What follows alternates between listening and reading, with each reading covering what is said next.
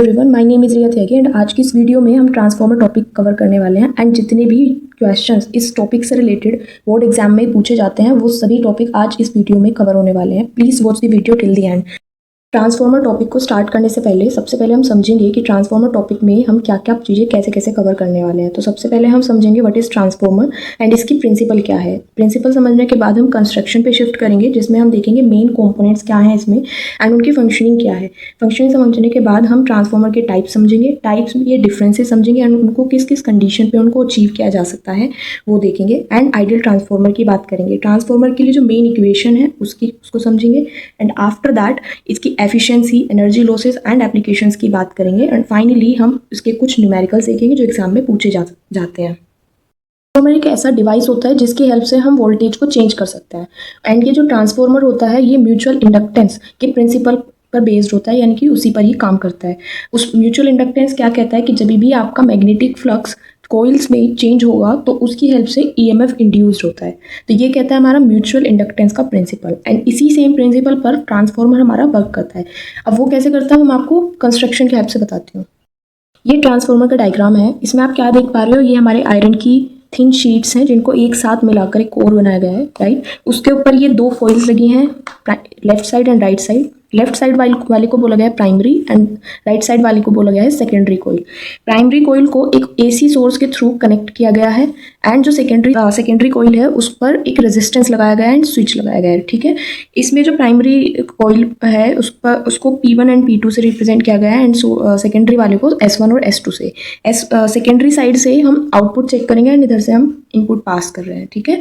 यहाँ पर इसके कंस्ट्रक्शन में आपको क्या लिखना होता है कि इसमें एक सॉफ्ट आयरन की कोर होगी जिसमें दो कोइल्स लिपटी हुई होंगी, प्राइमरी एंड सेकेंडरी। प्राइमरी वाले से ईएमएफ का सोर्स कनेक्ट होगा एंड सेकेंडरी कोइल से एक रेजिस्टेंस और एक स्विच, ये कनेक्टेड होंगे। अभी बात कर लेते हैं कि काम कैसे करता है।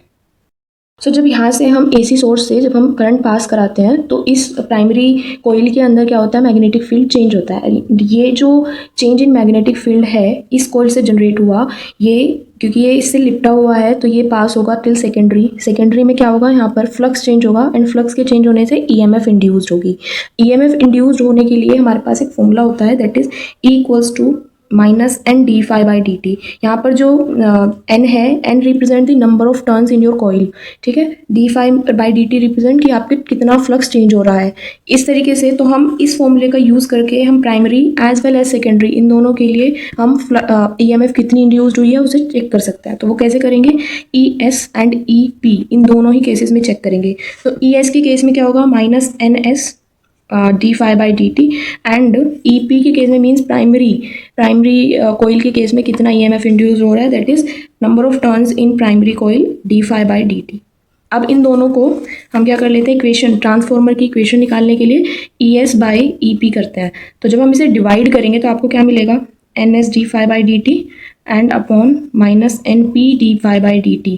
तो यहाँ से माइनस कैंसिल आउट हो जाएंगे, dφ/dt कैंसिल आउट हो जाएगा, ये भी कैंसिल आउट हो चुके हैं तो बचेगा NS/NP, ये P यहाँ पे होगा, ES अपॉन EP, ठीक है। तो ये जो इक्वेशन है आपकी यही होती है ट्रांसफॉर्मर इक्वेशन, ठीक है। ये वाली इक्वेशन ट्रांसफॉर्मर की इक्वेशन है। यहाँ पर आपको एक एक चीज़ क्लियर होनी चाहिए, ES EP NS NP क्या रिप्रेजेंट कर रहे हैं। यहाँ पर जो N है, N represent the number of turns in the coil, in secondary coil, in primary coil, ठीक है। या EMF induced EMF in secondary, in primary, समझ में आ गया होगा आपको। इसके बाद यहाँ पर ये जो NS/NP है इसको हम K से रिप्रेजेंट करते हैं एंड ये जो K है ये रिप्रेजेंट करता है ट्रांसफॉर्मेशन रेशियो, ठीक है, ट्रांसफॉर्मेशन रेशियो। अब हम बात कर लेते हैं कि रेशियो, जो ट्रांसफॉर्मर होते हैं वो हमारे कितने टाइप के होते हैं। वो हमारे ट्रांसफॉर्मर के जो टाइप्स होते हैं वो दो टाइप के होते हैं। एक होता है स्टेप अप एंड एक होता है स्टेप डाउन। जो स्टेप अप वाला होता है, इसमें अप का मीन्स आपको इससे समझ में आ रहा होगा, मीन्स पहले इनपुट में हम जितनी भी EMF जो भी दे रहे थे उससे वोल्टेज बढ़ेगी, तो हम बोलेंगे स्टेप अप करवाना। और डाउन होना मीन्स पहले जितनी दे रहे थे उससे भी कम हो रही है, तो वो होगी स्टेप डाउन। तो स्टेप अप हम कैसे करवा सकते हैं, आपको एक चीज़ पता होनी चाहिए, जितनी ज़्यादा कोयल के अंदर नंबर ऑफ टर्न्स होंगी उतनी ज़्यादा ईएमएफ इंड्यूस होगी, ठीक है।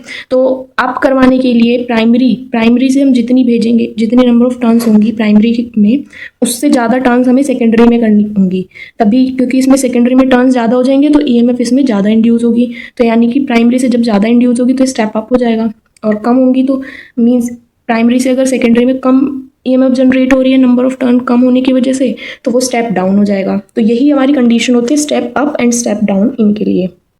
हमने थ्योरेटिकली समझ लिया है कि step up and step down में क्या रहता है एंड उसे हम कैसे कर सकते हैं, लेकिन इसे रिप्रेजेंट कैसे करेंगे वो हम चेक कर लेते हैं। तो सबसे पहले हमें पता है नंबर ऑफ टर्न्स हमें बढ़ाने होंगे, तो सबसे पहले हम बात कर लेते हैं स्टेप अप की। आई थिंक आपको दिख रहा हो, स्टेप अप की बात कर रहे हैं। तो स्टेप अप की केस में जब नंबर ऑफ टर्न्स हम सेकेंडरी में बढ़ा देंगे एज कम्पेयर टू प्राइमरी को, तो यहाँ पर क्या होगी, ईएमएफ इंड्यूस्ड इन सेकेंडरी वो ज़्यादा हो जाएगी ईएमएफ इंड्यूस्ड इन प्राइमरी। तो यही हमें चाहिए, है ना, तभी हमारा जो स्टेप अप वाला जो सिनेरियो है वो फुलफिल हो पाएगा। ऐसे ही स्टेप डाउन के लिए स्टेप डाउन वाला केस हमें करना है। स्टेप डाउन के केस में हमारे पास EMF induced in primary should be greater than EMF induced in secondary, ये होना चाहिए। तो इसको करवाने के लिए number of turn in primary हमें ज़्यादा करने होंगे एज कम्पेयर टू सेकेंडरी। तो ये आपको ये दोनों चीज़ें समझ में आ गई होंगी। लेट्स से ये हमारा प्राइमरी है, यहाँ से हम सेंड कर रहे हैं अपना ईएमएफ, ठीक है, सोर्स से। यहाँ पर हमारा ये सेकेंडरी है, सेकेंडरी कोइल में। तो हमारा यहाँ से हम जितनी भी ईएमएफ जितनी भी वोल्टेज इधर से हम सेंड करेंगे प्राइमरी वाले से, सेकेंडरी में उसकी ज़्यादा बननी चाहिए, ठीक है। तो अगर ऐसा होता है तो वो स्टेप अप हो गया, अगर लेकिन जितनी यहाँ पर है उससे कम हुई सेकेंडरी में तो वो स्टेप डाउन हो जाएगा, ठीक है। तो ये हमारी इक्वेशंस हैं।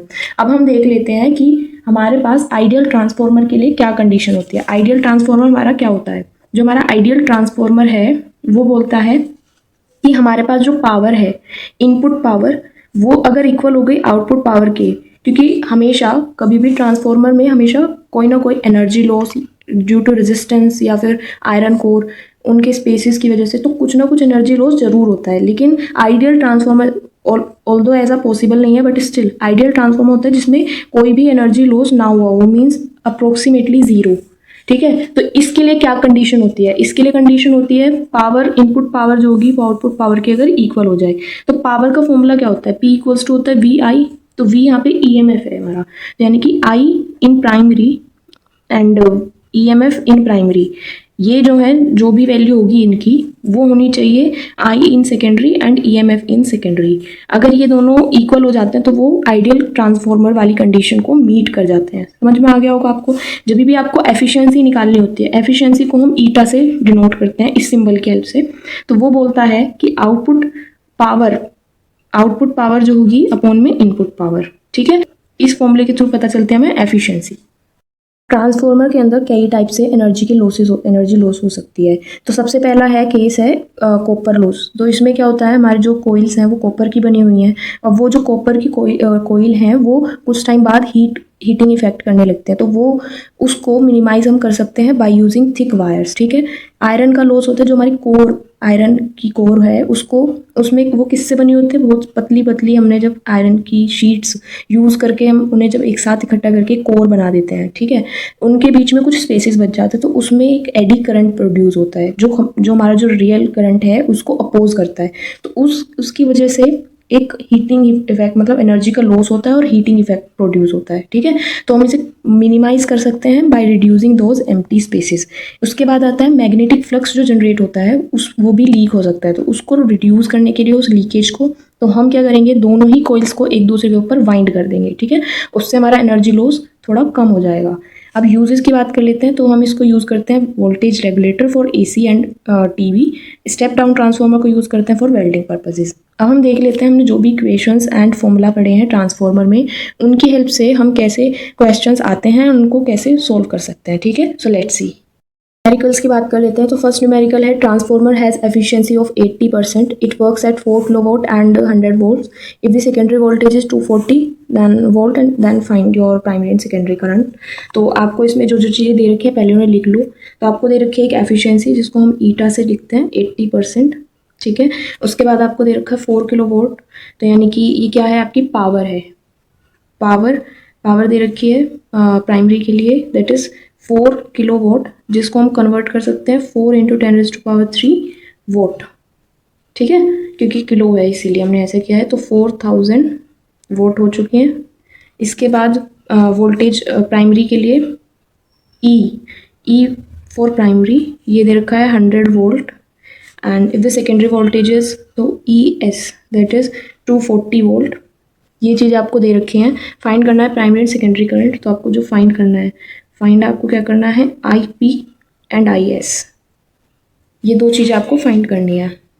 तो इसको सोल्व करने के लिए आपको दो फॉर्मूले पता होने चाहिए, एक पावर का और एक एफिशिएंसी का, ठीक है। पावर का जो फॉर्मूला होता है वो क्या होता है, P = VI याद रखना आप। तो V की जगह हो जाएगा E and I, EP IP, ठीक है। इसमें आप जब पुट करोगे तो पावर आपको पता है यहाँ पे 4000 है एंड EP आपको पता है 100 वोल्ट है। तो यहाँ से IP जो हमें फाइंड करना था वो निकल जाएगा, ठीक है। जब आपका ये निकल जाएगा तो आप इस एफिशिएंसी का यूज़ करेंगे, that is output power upon input power. तो यानी कि इनपुट पावर तो आपको पता है, जो यहाँ से ये 4000 आपको दे रखी है, ये आपकी इनपुट पावर है। एंड आउटपुट पावर के लिए ES IS, ठीक है, ये हो जाएगा। ES हमें दे रखा है 240 वोल्ट एंड IS आपको निकालना है। एफिशिएंसी आपको 80% दे रखी, नहीं 80/100 आप कर सकते हो इसे। ये ES के लिए है 240 × IS अपॉन 4000। इसे आप सॉल्व करोगे तो IS निकल जाएगा यहाँ से 4000, EP की जगह रखना है आपको 100 × IP। तो IP की वैल्यू यहाँ से डायरेक्टली आ जाएगी 40 एम्पियर, ठीक है। ऐसे ही आप यहाँ से IS की वैल्यू निकाल सकते हो। तो जो भी आएगी वो वैल्यू आप यहाँ पे सब्स्टिट्यूट कर देना, ठीक है। अब हम बात कर लेते हैं इस क्वेश्चन की। इसमें बोला है 800 टर्न इन प्राइमरी कोइल, तो हम साथ साथ लिख लेते हैं। प्राइमरी कोइल में 800 टर्न है। उसके बाद बोला है the primary coil is connected to 240 volts, यानी कि EP दैट इज़ 240 वोल्ट। उसके बाद बोला है सेकेंडरी के लिए 6 वोल्ट की है एंड आपको निकालना है calculate number of turns in secondary coil means NS, आपको ये निकालना है। तो आपके पास एक रिलेशन होता है, ये होता है ES/EP that is equals to NS/NP। इसमें आप सारी वैल्यू रखोगे तो आपको NS की वैल्यू आ जाएगी। That's it for today's video. अगर आपको कोई डाउट है या फिर आपको कोई मुझे सजेशन देना है, फीडबैक देना है, please write down your feedbacks in your comment section. मैं उन पर वर्क जरूर करूँगी। Thank you so much.